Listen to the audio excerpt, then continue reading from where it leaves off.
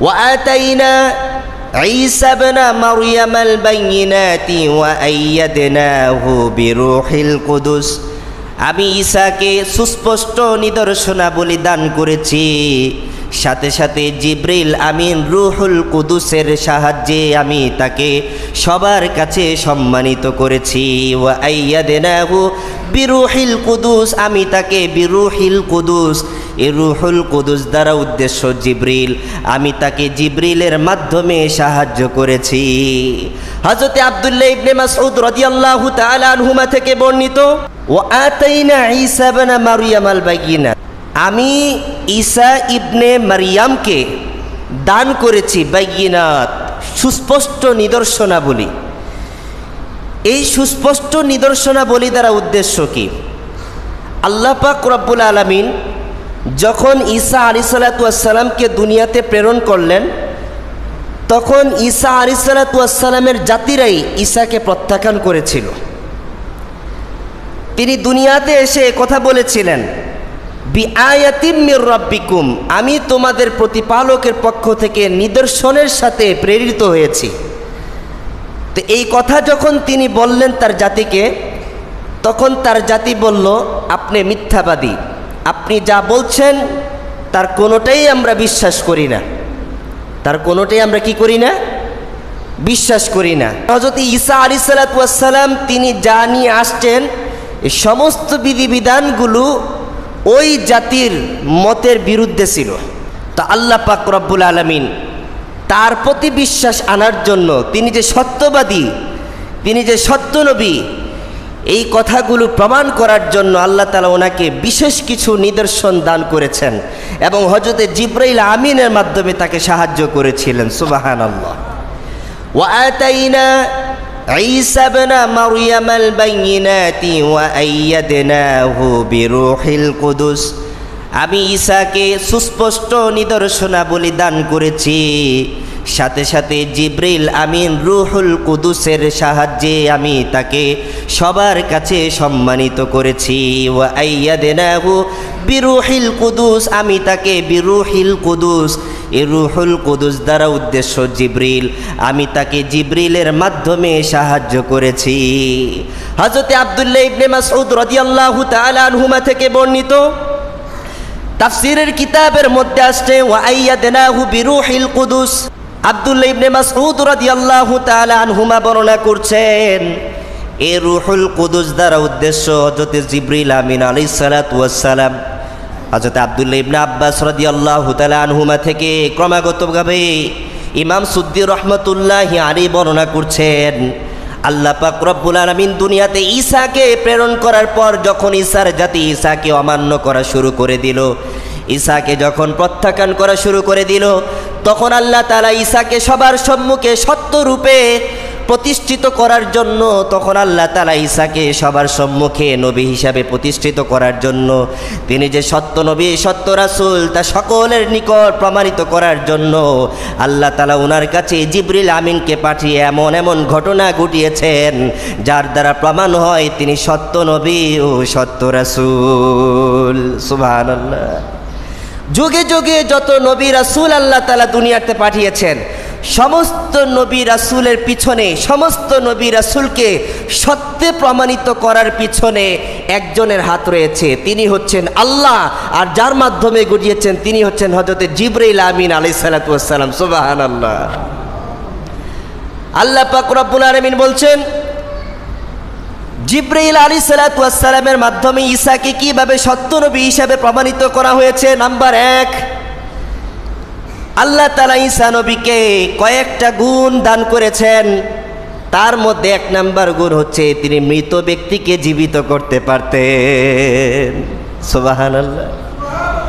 ঈসার জাতি ঈসাকে বলেছিল, হে ঈসা, তুমি যদি সত্য নবী হয়ে থাকো তাহলে এই কবরে যে শুয়ে আছে, কবরে কে শুয়ে আছে? হযরত নূহ আলাইহিস সালাতু ওয়াস সালামের বেটা, 1000 বছর আগে যার জন্ম হয়েছে, 1000 বছর আগে যার মৃত্যু হয়েছে, যাকে ঈসার এলাকায় দাফন করা হয়েছিল। নূহের একজন ছেলের নাম ছিল শাম। 1000 বছর আগে যে শাম জন্ম নিয়ে মৃত্যুবরণ করেছে, তাকে ঈসার এলাকাতেই দাফন করা হয়েছিল। ঈসার জাতি ঈসাকে বলেছিল, আপনি যদি সত্য নবী হয়ে থাকেন, আপনি যদি আল্লাহর পক্ষ থেকে প্রেরিত রাসূল হয়ে থাকেন, আপনি যে বিধানাবলীর কথা আমাদেরকে জানান দিচ্ছেন, আপনার কথা যদি সত্য হয়ে থাকে, তাহলে এই কবরে 1000 বছর আগে যে মৃত ব্যক্তি শুয়ে আছে, এই ব্যক্তিকে জীবিত করে দেখান। সুবহানাল্লাহ। আল্লাহ পাক রব্বুল আলামিন হযরত ঈসা আলাইহিস সালাতু ওয়াস সালামকে প্রথম যে বিশেষ গুণটা দান করেছিলেন, তাফসীরের কিতাবের মধ্যে আসছে আল্লাহ তাআলা ওনাকে একটা গোপনীয় দোয়া শিখিয়ে দিয়েছিলেন, যে দোয়ার নাম হচ্ছে ইসমে আজম। দোয়ার নাম কি ছিল? ইসমে আজম। তাফসীরের কোনো কিতাবের মধ্যে উল্লেখ করেছে রুহুল কুদুস দ্বারা উদ্দেশ্য ইসমে আজম। ঈসা আলাইহিস সালাতু ওয়াস সালামকে যে মৃত ব্যক্তিকে জীবিত করলেন, এটা ইসমে আজমের মাধ্যমে হয়েছে। কিন্তু কেউ কেউ বলেছেন না, এটা ইসমে আজম হলেও এখানে মাধ্যম হিসাবে ছিল হযরত জিবরাইল আমিন আলাইহিস সালাতু ওয়াস সালাম। ঈসা আলাইহিস সালাতু ওয়াস সালামের জাতি যখন ওনাকে বললেন যে আপনি যদি সত্য নবী হয়ে থাকেন, তাহলে মৃতকে জীবিত করে দেখান, সাথে সাথে হযরত ঈসা আলাইহিস সালাতু ওয়াস সালাম আল্লাহ তাআলার কাছে ফরিয়াদ করলেন, ওগো আল্লাহ, এই জাতি তো আমাকে মেনে নিচ্ছে না, গ্রহণ করছে না। আমি তাদের কাছে যে কথাগুলো বলছি তারা তো তা গ্রহণ করে নিচ্ছে না। তারা আমার থেকে প্রমাণ চাচ্ছে আমি যে সত্য নবী, আমি যে সত্য রাসূল, কি রূপে সত্য রাসূল হলাম। তারা এই প্রমাণ নেওয়ার জন্য আমাকে বলেছে মৃত ব্যক্তিকে কবরে যে 1000 বছর আগে শুয়ে আছে তাকে জীবিত করার জন্য। আল্লাহ পাক রব্বুল আলামিন ওই মুহূর্তে জিবরাইল আমিনকে পাঠালেন। জিবরাইল আমিনকে পাঠানোর পর ওনার দ্বারা একটি দোয়া শিখাই দিলেন।